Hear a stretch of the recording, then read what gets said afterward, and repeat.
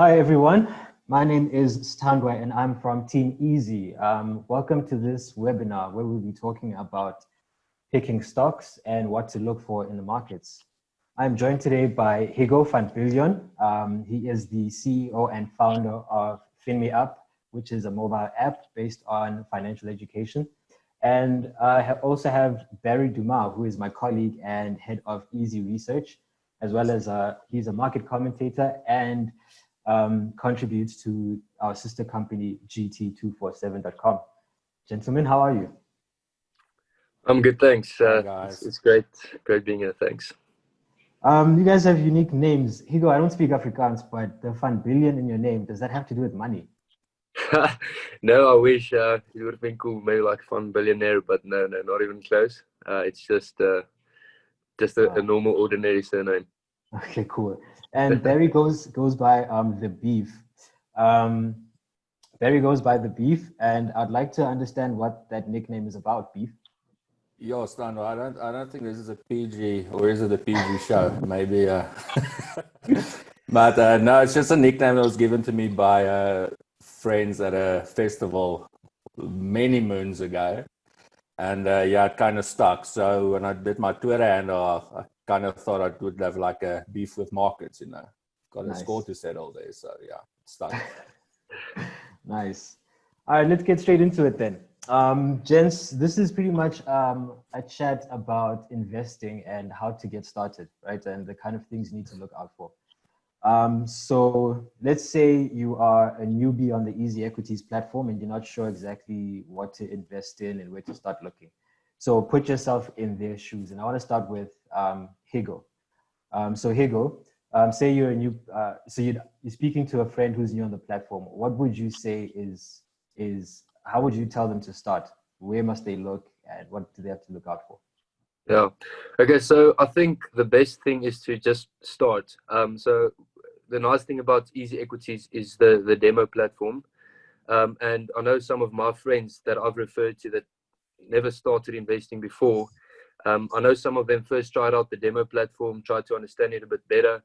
But what I also realized is that you can also just start by investing a very small amount, even if it's just 10 Rand, to just get some more interest in a company, because it will just automatically help you find more interest in that company and actually give you an incentive to research the company.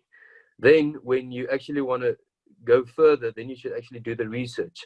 So what I usually do is I just go onto the website first of the company I'm researching, go through all the different aspects of the business. So the about us, the vision, the management, the industry, the financials, so you can go from very simplistic to very complex with the financials, for example. So the best is to just understand the company as best as you can. So try to put yourself in the customer shoes of the company. So for example, if we take Apple, we all know Apple, we all use, well, a lot of people use iPhones, and it helps you to understand the product better. And when you use the product yourself, for example, Apple, then you know about the App Store and you know about the services, Apple Music.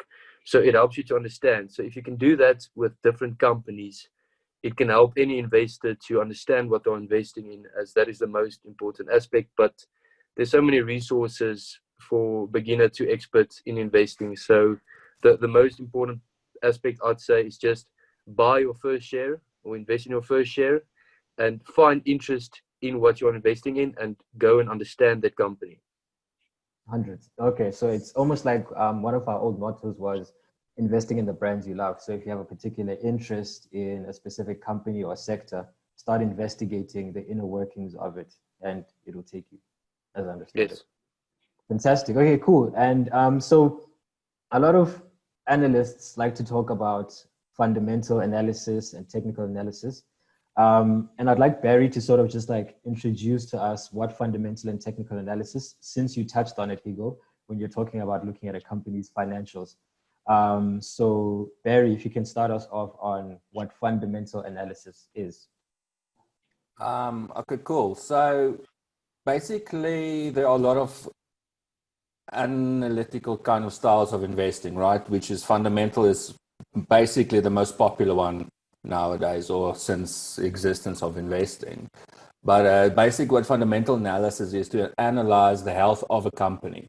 So you look at the company's balance sheet, you look at their earnings, their future growth potential, and you kind of take it from there. Some of the information is very technical, but yeah, so basically it's just analyzing the health of a company and making an investment decision based on that information that you receive. Yeah. Right. And fundamental, does it sort of include like what future plans the company has? Is it just always purely technical about numbers, or do they actually go into like the summary of the company and where it's headed? Yeah, they usually do. They give like a future forecast or a growth forecast for the year or the coming quarter. So that's kind of what they estimate what the company's growth potential is over the period that they stipulate. So yeah, so they definitely do it. There's a lot of things going on within companies themselves, like insider buying, insider selling, all of those kinds of things, which also gives the investor a clue of what is actually going on within that company. So yeah, there are a lot of things that are not necessarily related to numbers. Fantastic. And then if you can just briefly also introduce technical analysis, what is that all about? Yeah, so technical analysis, I think the misconception about technical analysis is just about charts and chart patterns and a lot of hocus pocus. But nowadays, you'll find a lot of big asset managers combine both aspects, a fundamental and a technical approach, because technical analysis look at different things than fundamental. So technical will look at sentiment, will look at the options market, a lot of things that the fundamental side doesn't look at. And then at the end of the day, they'll go to a chart and say, okay, great, these are awesome entry levels, exit levels, the fundamentals support the technical outlook, let's go for it. But yeah, technical analysis is much more than just looking at a chart. So basically, you'll go and look at a chart at the final step before you start investing. Makes sense. So then will you tell me then, which one do you personally prefer? What's your starting point when it comes to this kind of analysis? Well, like I suppose everyone should grow their investment journey and grow how they pick stocks. So basically, I started off by only using technical analysis, and that was just looking at charts. I didn't even understand what the hell I was looking at, but I kind of read a lot about it, and yeah, and at the end of the day, it really didn't make that much sense because it didn't paint a holistic picture. So then I started delving into fundamentals as well. So I kind of use both. So fundamental analysis, I'll get the overall picture of a company. Okay, am I interested? Am I not interested? Then I'll go to the technical aspects. I'll look at what the options markets are doing. Are guys short selling the stock? Are they buying the stock? Are there a lot of open interest in the market? Yeah, so nowadays I use both. And then you have another thing like quantitative as well that's coming in now where computers and algorithms do most of the work, but that's our topic on its own. The whole other topic, that's correct. Yeah. And Higgo, do you have a specific kind of style, whether it's fundamental or technical, that you prefer? Yeah, so I definitely use way more fundamental. First of all, I think technical is a bit too high up for me to understand it completely, because I really like to understand what I'm investing in. So that's why fundamental is so much more attractive for me, because I can understand the company better. And when I can understand the company better on the fundamentals, I get a better picture of where it's going in the future. So I'm more a long-term investor. So when I invest in a company, I really want to understand where they're going and will they in 10 years be way bigger than they are now. For example, Tesla. So a lot of people know I'm a big fan of Tesla. I started buying at $300 pre-split. And the reason for that is, so a lot of people argue they are extremely overvalued at the moment. But if you look at the entire business, so people say it's a vehicle manufacturer, they're the biggest vehicle manufacturing company in the world. They don't deserve it, or they're not the biggest. Actually, all of that rubbish, in my opinion. But they are actually a technology business. So the way Apple monetized the phone, I believe Tesla can do with vehicles. So, for example, they don't just sell vehicles. They sell, with the vehicles, they sell insurance. They sell the autonomous vehicles that are coming now, which would lead to an autonomous taxi service, which would take on Uber. Then they've got the solar panels. They've got the infotainment, which can later become their own very Netflix in the autonomous vehicles, or the Netflix for games. So there's just so much potential, and I understand that fundamentals where they want to go. And then you should just ask yourself, do you have the faith in the management to execute this? And if you look at Elon Musk's history, sure, he's not like every ordinary CEO, but he gets things done and he executes it well. And that's why I prefer fundamental analysis with all companies, looking for 5 years plus. What are they doing now? What's their history? Have they shown that they can execute? What are they doing now? And what are the plans going forward? And then I invest in the future growth. So I'm more a growth stock investor based on fundamentals for the future. Now, you mentioned Tesla. So I'd like to just reiterate that at this point in the webinar, that we are not necessarily giving advice or telling our clients and people watching this what to invest in, but rather giving people a guide as to how we look at things. And how we look at things is through the lens of different kinds of analysis. And no one here is a prophet. We only base everything on information we get publicly. So everyone can actually go and research this stuff and find out, because all this information is made public. They are publicly listed companies. And so I have a question here by someone asking, by Tato actually. He is saying that you guys mentioned technical and financial analysis for company X, and where can one find the best platform to research this? So I'll give this to Barry. So yeah, there are various websites and platforms that you can use. Obviously, FinMeUp is one very cool one as well that you guys should check out.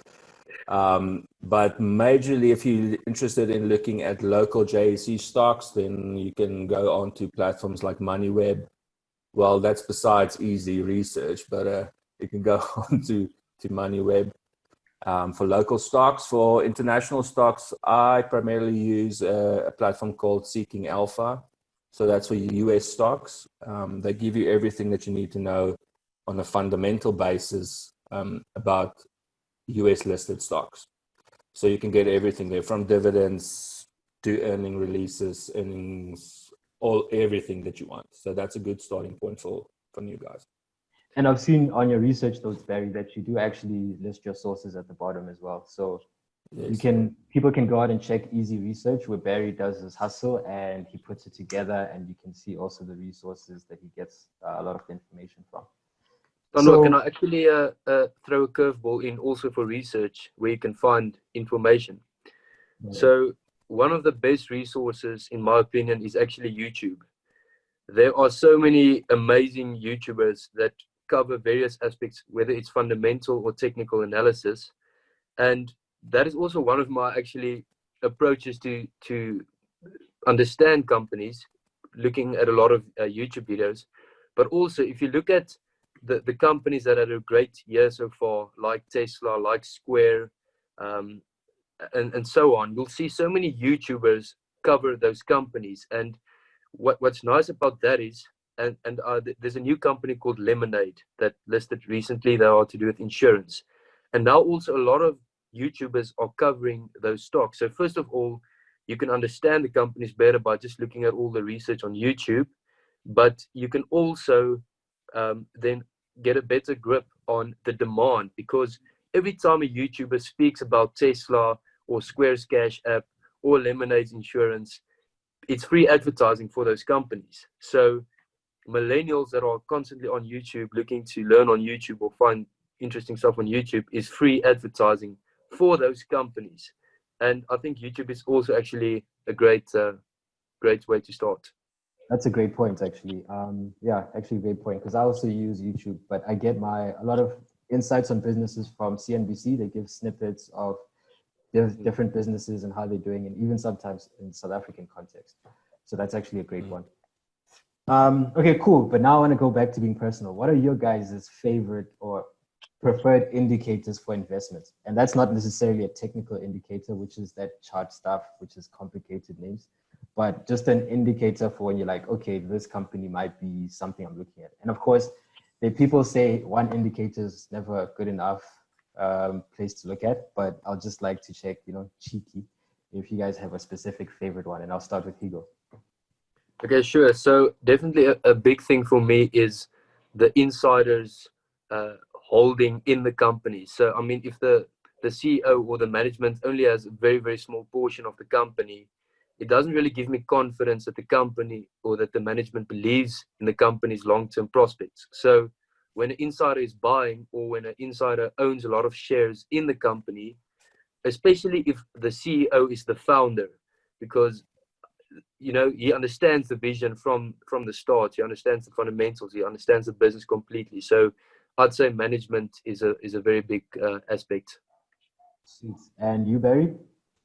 Yeah, I totally agree. I also like the insider buying, insider selling within the financial organization. That gives you a very good heads up of what's going on. But for me, there are so many, really. There are like literally so many indicators that you can look at. And one that I usually love seeing is a sentiment driver, and that's usually called the herd mentality. So you'll get people just jumping on the back of a stock for no reason besides there's hype around it, popularity is driving it higher. And that's awesome to see the psychology within the market and market participants themselves. So for short-term win, those are always nice to have and nice to see. So I kind of look at that quite a bit, or look for those quite a bit. But that will fall more into short-term, not really necessarily investing. But in the bigger scope of investing, then that is a very good sentiment driver. You want to see that influx of interest buying within a share, which will probably kickstart it to go and reach new heights, right? The other thing that also is very topical lately is when you see like topical events happening. So say, for instance, when there was this interest in gold reached new highs recently and everyone was excited, everyone was jumping on board, everyone's buying gold. So that's a very good indicator for our easy investors is what stocks will get affected by gold. And you saw that on the JSE, a lot of gold stocks were booming. So that's a very easy way of finding good opportunities within stocks that you probably already own. So yeah, that's the kind of the things that I look at. It was very topical this year as well. Okay, sweet, nice. And then so sticking with a slightly more personal question, I want to ask you, Barry, starting with you, is what has been like your biggest or your favorite win in the markets? My favorite win? Yeah, where you're just like, yeah, I outdid myself here. Yes, there are so many. No, I'm just kidding. But there are two actually. So at the start of the year, it was Tesla. Yes, that one was a lucky one.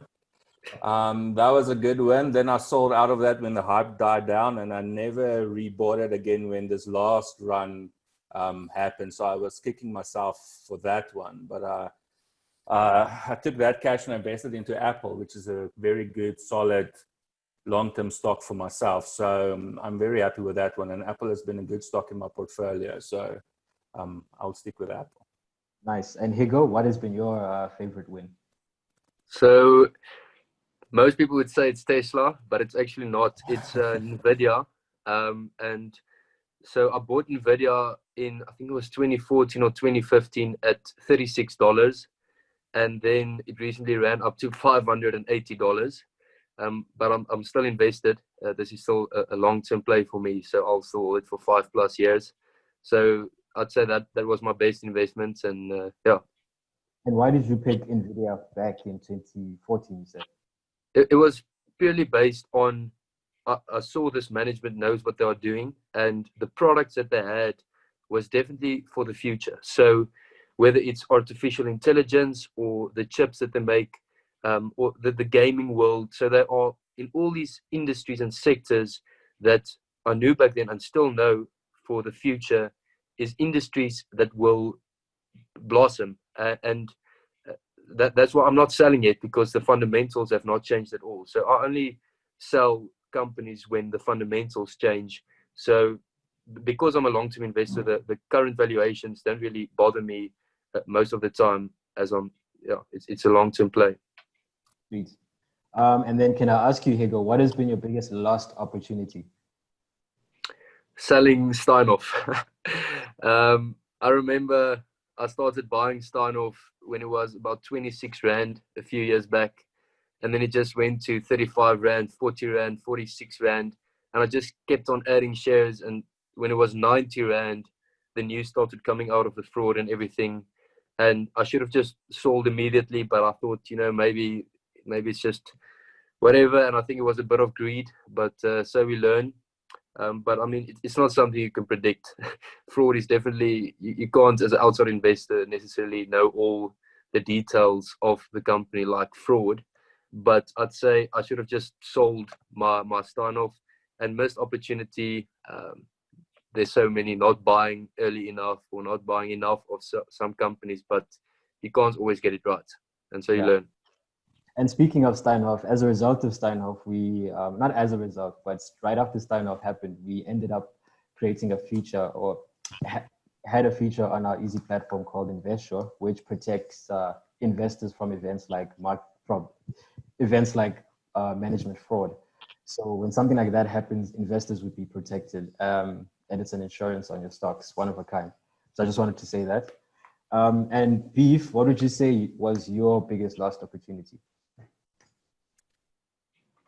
Oh, Stanwell, there are so many, man. It's very difficult to say. There are obviously a lot of companies, a lot of news happening this year. So in a lost opportunity in the sense of not making money or not investing, there were also a lot happening this year.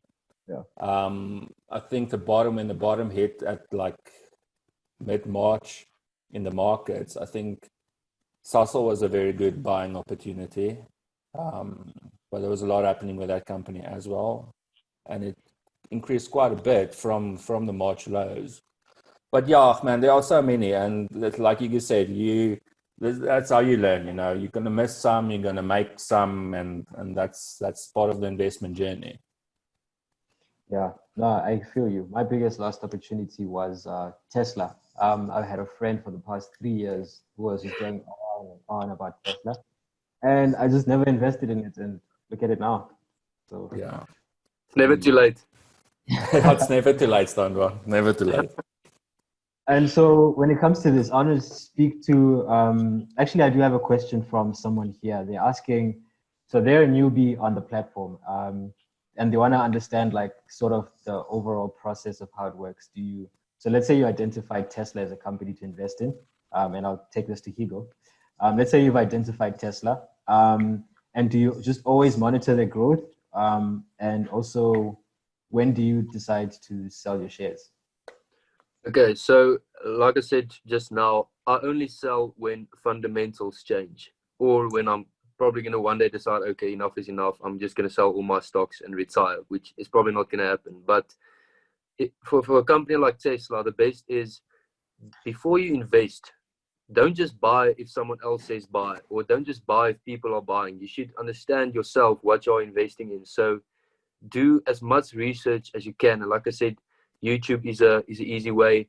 FinMeUp's, the app FinMeUp's stock picks is also a good way to find new companies and see the research on them. But once you understand the company and you really like what you're seeing, you should understand why you are investing. Are you investing for a quick trade, or are you investing for the long term? And if you are investing for the long term and the fundamentals don't change, then why would you sell? For example, so just taking Tesla as the example now. Recently, Tesla's share price skyrocketed the past year, and it came back now the past week, a significant pullback post-split. The reason for the pullback was mainly three reasons. The first one was they didn't get included in the S&P 500. So people was like, why did they not get included? I'm selling my shares. I'm panic selling. The share price dropped.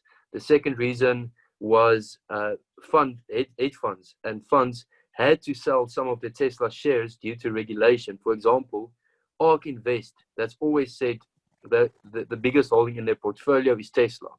They had to sell because Tesla grew so rapidly to get Tesla below the 10% mark in their portfolio. So there was a lot of forced selling, and it led to the decrease in Tesla share price. Now, personally, I bought Tesla from the start for 2030. You know, I don't care what's happening in recent news. So any significant pullbacks will see me adding more. That's why I think it was 2 days ago when Tesla fell 20%. Everybody, I was just getting a lot of WhatsApp Teslas. What's going on? I just bought more because I'm not saying that's what you should do. This is just what I'm doing.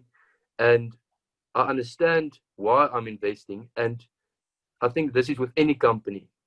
Try to ignore the headlines and just make your own headlines. Do your own research, look into the news yourself and make your own understanding of what's going on, and ask yourself, did the fundamentals change, or did something change for the reason why I invested in the first place? And then you stick with your vision. Sweet. And actually, I'm glad that you touched on the reading the news and understanding what's happening instead of just panicking. And so, yeah, definitely.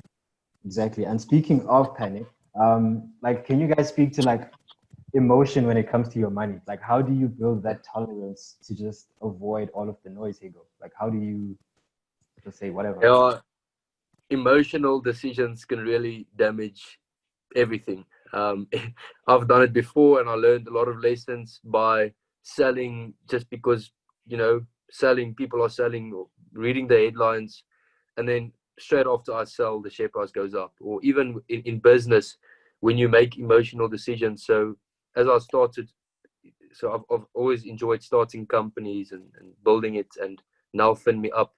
And there's always difficult challenges, and once you get emotional and make decisions while you're emotional, it can really end badly. So the best is to just, I'd say, when you get emotional about a share or a company or business or anything, just take 2 days. What's going to happen in 2 days? Just think it through before you just press that sell button or press that buy button, and just take a step back and breathe and tackle it again later. Nice. Barry, did you have something to add to that? Yeah, definitely. I mean, emotional stuffing is definitely a no-go. But yeah, and I used to struggle with that a lot in the beginning. But through the years, I've started upskilling myself, definitely reading a lot about market psychology, getting to know why people buy stocks, why people sell, why there is a herd mentality, and so forth. So that helped me quite a bit. And the one thing that Higgo mentioned now was the headlines. So the one thing within market psychology, one thing that you'll come across is contrary indicators. So a headline is a very good example. So if headlines start appearing everywhere about a stock, say for instance Tesla, oh my word, it's the end of the world, blah blah blah blah, that is a good indication for you to either start buying more stock, or in the reverse, if it's starting to go too well, do you start maybe selling that company? So market psychology is very interesting to me, and I love the topic, and it's helped me quite a bit. So for all the newbies out there that struggle with emotions, get into that. Oh, nice. And also a big thing about getting emotions out is for you to mitigate risk, right? And so one way to mitigate your risk, as I said before, is that we've got a feature on EasyEquities called Offshore, which protects you from internal issues that will arise in a company's management, like a Steinhoff. But in the event that there isn't necessarily a Steinhoff and you don't want your emotions to impact your portfolio, diversification is something that people love to punt. And so Higgo, I was wondering if you could speak more to diversification. What are your thoughts on diversification? Yeah, sure. So obviously, the more you are diversified, the less the risk. But also, the more you are diversified, the less growth you can expect. Because if you just buy the market, you're probably going to end up doing well. And as Warren Buffett also says, if you just buy an S&P 500 ETF and you just buy it and leave it, you're probably going to outperform a lot of fund managers. But personally, I'd say 7 to 10 stocks. So I made a rule for myself in every country that I invest in. So, for example, the US stocks, I'm not allowed to have more than 10 shares. For JSE stocks, I'm not allowed to have more than 10 stocks. Actually, in my current portfolio, I only own 3 JSE stocks. In my US portfolio, I own 9 stocks. The reason for that is I don't want to over diversify, as it can really, first of all, it's difficult to understand 40 companies if you invest in 40 companies. And I really want to understand what I'm investing in. So that's the first part. And second of all, if you really focus on a few companies, you'll understand it better. And if you really believe in those companies, then you're going to end up doing better than if you just buy 40 companies. But if you only buy 3 companies, you're definitely risking a lot, because who knows what can happen tomorrow? Nobody knows. That's why diversification is key, but over diversification, in my opinion, can also be not the best investment. And Barry, what do you think of this diversification, over and under? What do you think? Yes, that's a very cool thing, man. Yeah, sometimes very difficult to pull off, but a very good tool in your toolbox if you can. So for newbies who don't necessarily know the mechanics of the market yet, a good starting point would be getting into ETFs. They kind of do all the legwork for you up front, and you're off to the races.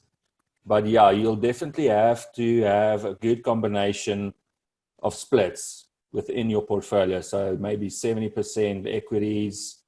You can even use bonds in cash. All of those things are to your disposal to try and diversify your portfolio. But it's not necessarily as easy as we always make it out to be. But yeah, you have to. And speaking of ETFs, you guys have mentioned ETFs. I just want to say ETF stands for Exchange Traded Fund. But I'm hoping, Barry, you can sort of speak to ETFs and just break it down for the people a little bit more. Like, what is an ETF, and why is it attractive and valuable to investors? It's a very cool asset class, especially for new entrants to the market who don't necessarily know anything about fundamentals or technical.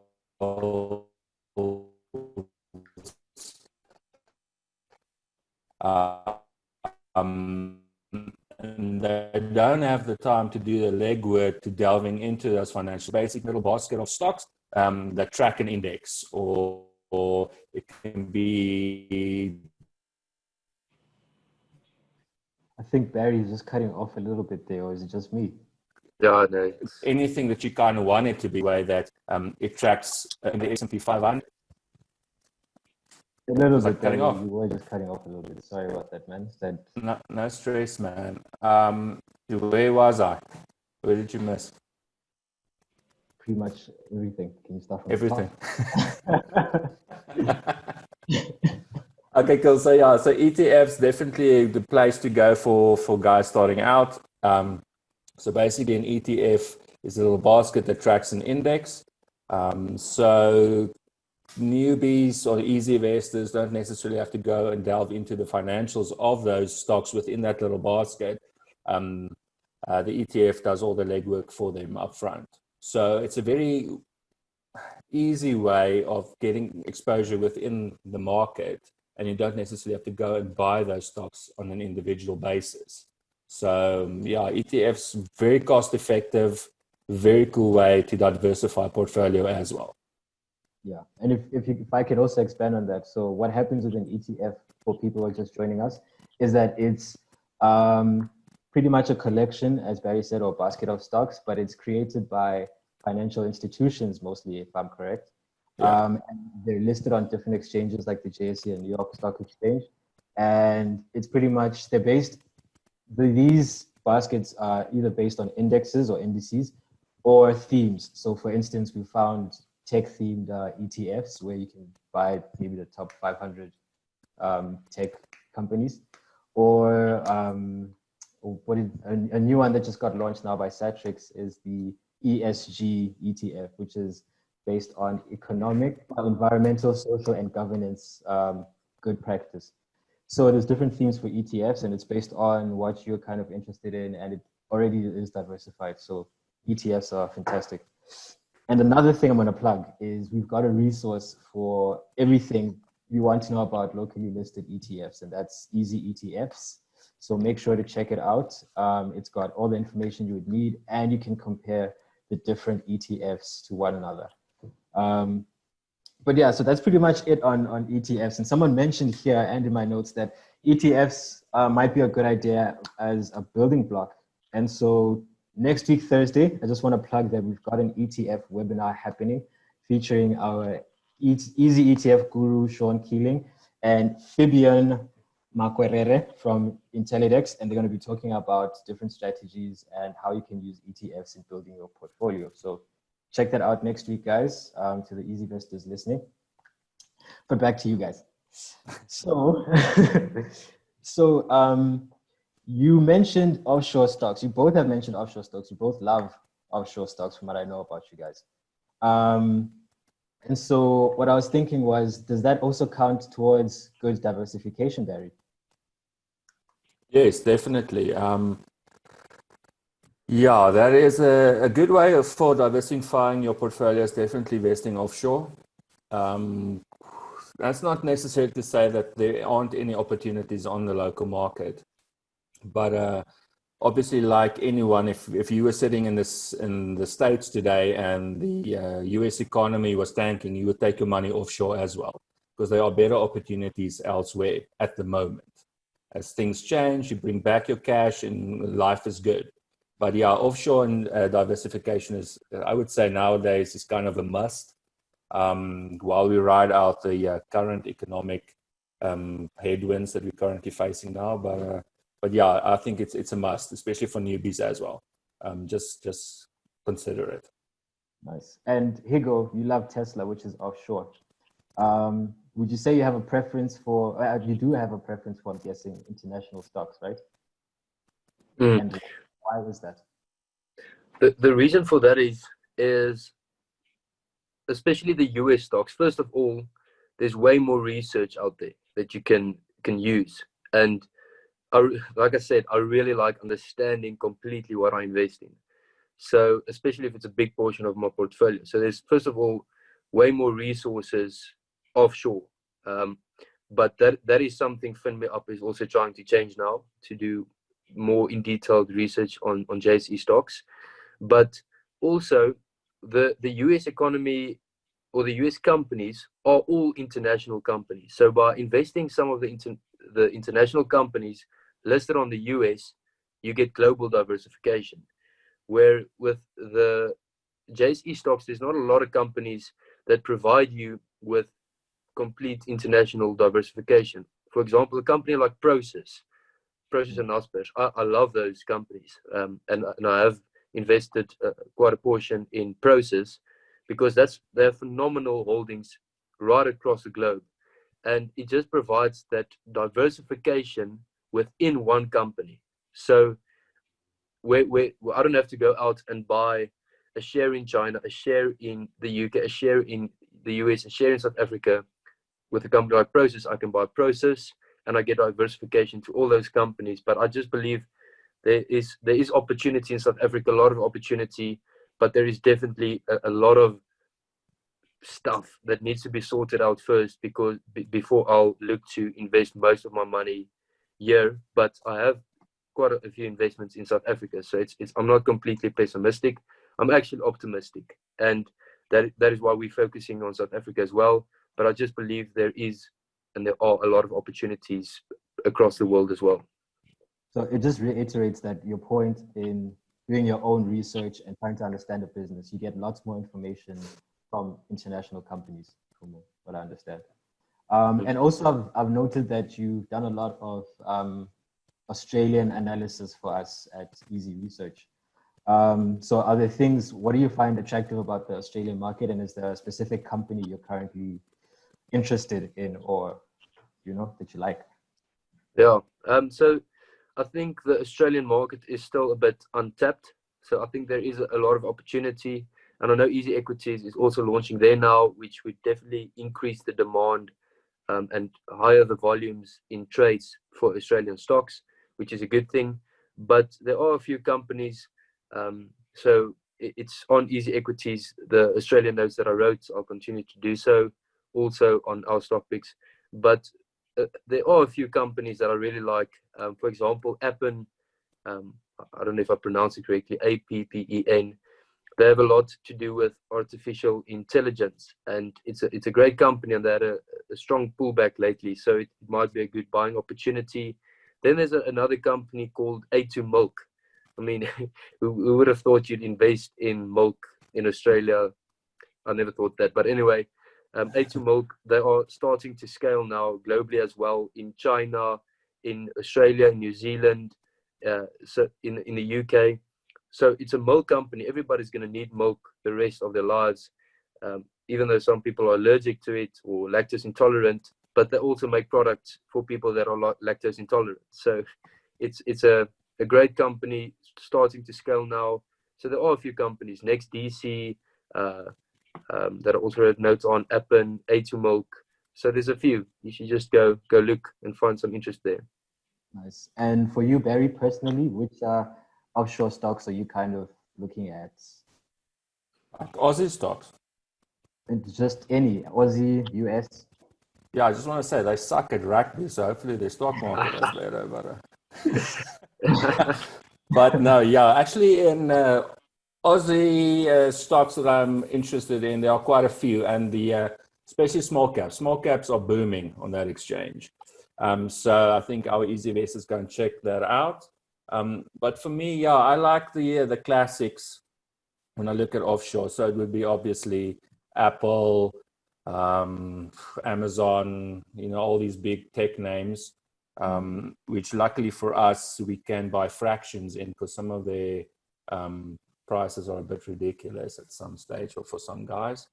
But yeah, definitely look at the classics at the current moment. And yeah, that's kind of it in the US. Nice. Okay, sweet. And I like that you both mentioned tech stocks. Is that like pretty much you guys have a positive overview of what tech is doing in the world? Is that why, Barry, you find tech stocks most interesting? Yes, definitely tech is the flavor of the decade currently. So at some point in time, that will change as well, like we've seen throughout the ages. I mean, 50, 100 years ago, industrial age was booming, and then it was just industrial stocks on every exchange were the flavor of the month. And this millennia will probably be tech stocks, and then that will go into renewable energy, who knows. But yeah, for now, definitely optimistic on tech. The world is moving towards tech and AI, so definitely a must-have in a portfolio, to my opinion. Yeah. Higgo, your opinion on tech? Yeah, I'm a very big tech fan. It's just because what happened this year, it just accelerated the whole movement to digitalization. So if you look at education now online, if you look at meetings like this online, webinars online, the way people work online from home, the way people communicate online, the way people shop online. So everything is becoming tech central, and I can't see this going away anytime soon, as it is just so. First of all, it's experience. If you shop online, it's cool. It's like I shopped online, and it's convenient. So I can't see we going back to just going to malls the entire time. And I definitely think the technology space will continue to increase, and that's why the tech stocks had such a great run already. But I definitely think there's more room for growth in the tech space. Nice, sweet. Gents, you guys answered like pretty much all of my questions. So now I'm just going to take it to the floor and go to the Q&A section and ask for some more of the questions that our community has asked. So one of them is from Benji. Benji is asking, What are the benefits of investing in individual stocks or creating your own portfolio versus putting your money into a fund management company? And I'm going to give this to Higgo. So it's pretty much Sure. versus with a fund. Yeah, sure. So definitely something I want to see in the future more and more of, and I think that's why what EasyEquities as well as FinMeUp are doing right now is my vision is almost that in the future everybody will just manage their own assets, their own platforms, which is not a good thing for asset managers, but a good thing for a platform like EasyEquities. But I want people to be able to understand what they are doing and do it well. So there's definitely room for that. And if you invest in an ETF, for example, you can still do it yourself with saving, and you're saving a lot of fees. You're saving a lot of transaction fees or commission fees. So if you don't really want to invest in individual stocks, invest in an ETF. But the benefits of investing in individual stocks is that you are risking a bit more than investing in an ETF. But I mean, the higher the risk, the higher the reward. And with over diversification, like I said, you can lower those returns. You're going to struggle to understand the companies.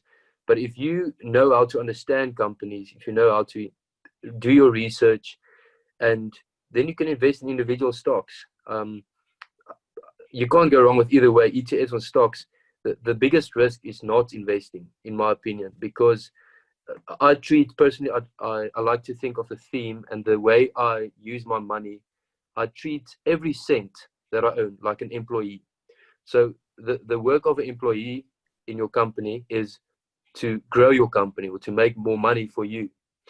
And that is what I want to do with every cent I own. How is this cent going to make more money for me in the future? And then I put it to work. But if it's just in cash, inflation is going to beat the cash or the bank returns that they give you for interest. So personally, I favor investing in personal or in individual stocks because I can do a lot of research and I have a lot of time for it, and it's my passion, and I learned through the years, but you learn through mistakes and also through successes. But ETFs is also a good investment, but I personally choose individual stocks. Nice. Okay, sweet. Thank you. And for Barry, I'm going to throw you a nice one here about gold since you touched on it before. Kotlana asked a long message, but I'm going to whittle it down. And he's asking pretty much, how would you suggest is the best way to invest in the new age gold rush? So pretty much they want to invest in commodities and they just want to understand what opportunities are out there for people looking into gold.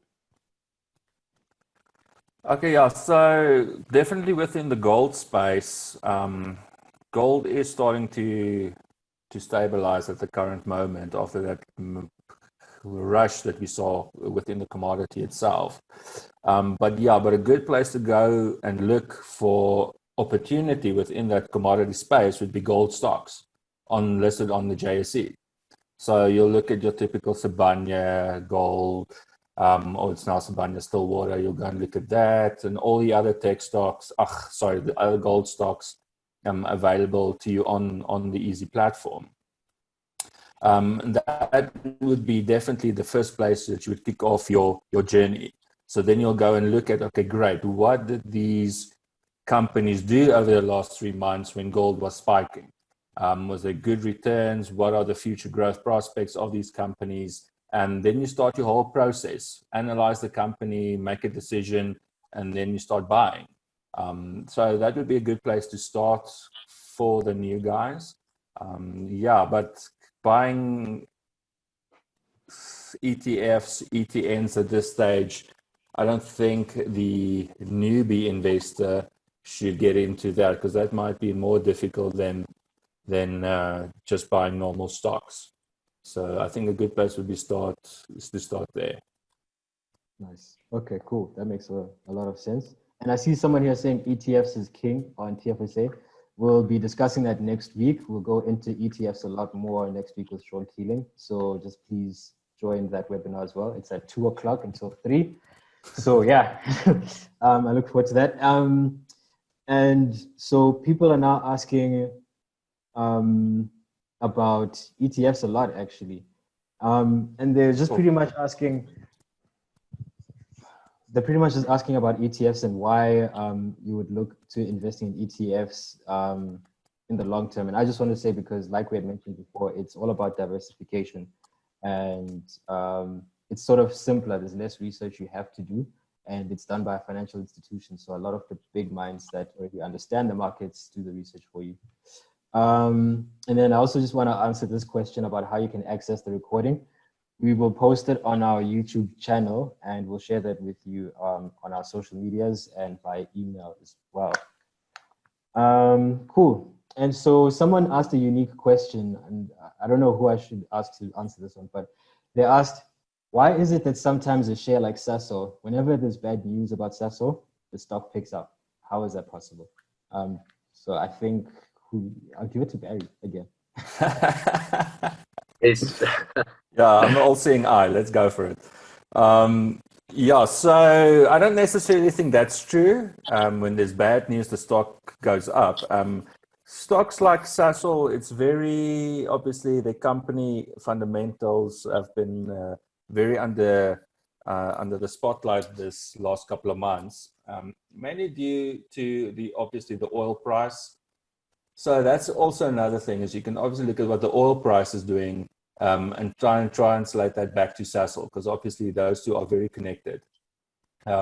So actually it's the other way around. So usually when you see the oil price start to tank, then you can expect a share like Sasol to also underperform over the short term. I mean, that's obviously the crux of the whole thing, is that stocks should go up and companies should grow. And so that would translate to a share price increasing over time. But yeah, Sasol, I'll definitely look at what the oil price is doing. Yeah, so I think the guy asking the question might have it the other way around. Nice. And you also touched on market psychology, and people are asking, what is a great book? Can you recommend a book? I'll first ask you, Barry, then go to Higgo on investing.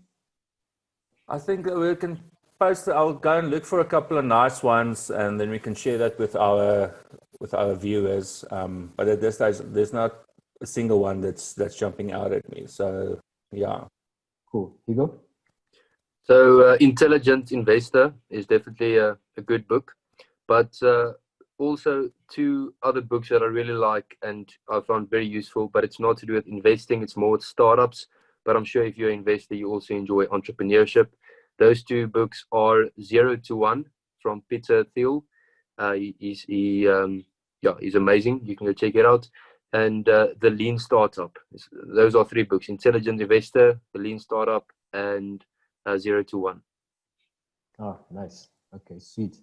And as well, then people are also asking, what is the worst investment advice you got, Higgo? The worst. Sure. Invest in Steinhoff. No, I'm joking. Sure, that's a tricky question. There's nothing specifically that I'd say you ruined my investing career or something, but I've been privileged to have a lot of good mentors, which gave me great advice. But there's nothing I can think of specifically as bad advice. If I can think off the top of my head, something that would be bad is saying put all your money into shares that you love. That is just the risk of not diversifying. But then I'd also say, if someone tells me invest in 40 individual stocks yourself, I'd also say that's bad advice, because how can you understand 40 companies in and out and track the fundamentals? So that's what I'd say. Nice. Barry, worst advice? Thank goodness that I didn't take this advice. It was specifically towards Steinhoff. Steinhoff, very topical. And that was to buy more while the share price was tanking. Thank the Lord I didn't do that, because that was the worst advice that I've ever came across in my life. And unfortunately, a lot of market participants out there, their thought process is like that. They want to buy it at a cheaper price, and it's a good company, blah, blah, blah, all the hoopla that was surrounding Steinhoff at the time. But yeah, definitely. I think for the easy investors and new guys out there, is make up your own mind. like you said, go deep into those companies, understand what's going on. Don't just follow people blindly. Don't just buy a thing because it's cheap today. It might be cheaper tomorrow, or even bankrupt the next day. Who knows? So yeah, do your own research, follow your own head, come up with a system that you follow, that you trust, and definitely listen to what people are saying. And what has worked for me over the years is I listen to what people say around me, and 9 out of 10 times I do the opposite of what they're saying. And that has worked out very well for me. So yeah. Cheap can always become cheaper. Definitely. Nice. And about that, I feel like we were speaking to the same person probably, because I got the same advice about Steinhoff, really? and I actually bought it. So I'm really annoyed. So I feel you on that, man. It was the worst decision I've made, one of the worst ones.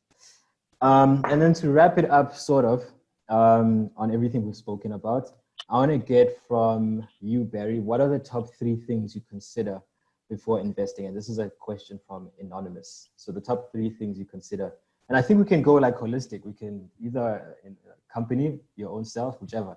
What are the top 3 things you think consider before? Ooh, Barry's connection. Geez, that's quite broad, right? Okay, let's start with the company then. What are the top 3 things you could consider in a company? You know, it's days like these when I wish I was a hedge fund and I can just drive my service provider's share price into the ground. I mean, what's going on with this internet? No, I'm just kidding. I don't understand. Well, that's quite a broad question. Why not we do a 360 and ask you that question? Cool. For me, the top 3 things I would consider is how much am I willing to lose or not gain? So if I'm investing in a company and it's not returning me anything or it's going down, how much of my own free cash, the savings, whatever that I've put aside, how much of that am I willing to not have back as it was before? That's the first thing. The second thing is, would I rather use this product or invest in the share? So I love Ray-Bans, but I don't think the business itself is anything that spectacular. And lastly, it's pretty much the fundamentals. My favorite also is a fundamental. So for instance, where are they headed? And what does their, I want to get technical, but the debt to ratio is something that I actually like looking at as well. So yeah, so those are the things I consider. Higgo, do you have? Yeah, I'd say, so there's so many aspects that you can ask this question, but when it comes to a specific company and whether I want to invest in the company, I'd look at the present, the past, and the future. So what have they done? What track record do they have? Where are they now and where they're heading? Then I look at the sector. Do I think this industry or sector has a future? Will it grow over the next few years? And then my last question is, will I back the management to make this a success? I'd say those are the 3 biggest aspects, and try to understand consumer behavior as best as I can. For example, with Purple Group, I tweeted yesterday, the volatility in the markets is a good thing for a company like Purple Group and Robinhood, because people are panicking, buying, panicking, selling, trading, and the volumes go up. So that's an example of consumer behavior. So yeah, I'd say those are the most important aspects. Sweet. And that's our hour, guys. What's up? So I'd like to thank Higgo, CEO and founder of FinMeUp, the app, the financial education app, and Barry Dumas, my colleague and friend at Easy Research and GT247. Thank you all for tuning in, guys. This has been a very insightful webinar for me, and I hope it's as insightful for you. So thanks for tuning in, and cheers, everyone. Awesome. Guys, thanks, man. Bye. Bye.